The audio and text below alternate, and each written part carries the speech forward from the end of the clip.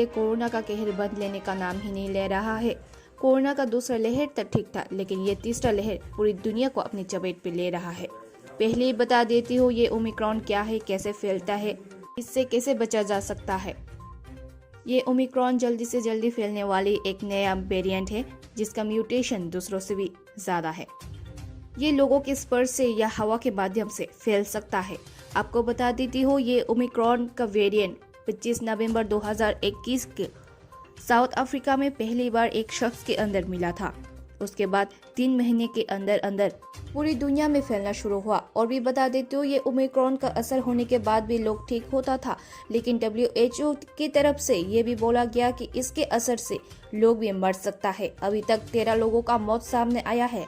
आपको कैसे पता लगेगा कि आप ओमिक्रॉन का शिकार है या फिर इन्फेक्टेड? को पहले ही बता देती हूँ ओमिक्रॉन का म्यूटेशन बाकी सबसे कहीं ज्यादा होता है। इसको मौजूदा टेस्ट से भी पता लगा सकते हैं। ओमिक्रॉन जब भी होगा पूरे शरीर पर इसका असर होगा। बदन पे दर्द, मांसपेशी पर दर्द होना, कान ठंडा बढ़ना, सर्दी, खांसी, कोरोना की तरह गंध न आना, किसी की चीज का भी स्वाद न आना ओमिक्रॉन का लक्ष्य है। और भी बताया जाता है इसका असर 40 साल की उम्र के लोगों को और उससे कम उम्र के लोगों को हो सकता है। ये सब दुखद चीजें देखने के बाद इस महामारी से बचने के लिए सरकार ने फिर से कोरोना प्रोटोकॉल को ऐलान किया। फिर से मास्क पहनना, डिस्टेंस मेंटेन करना, सभी ट्रेन स्टेशन और एयरपोर्ट पे सख्ती बजाय रखना।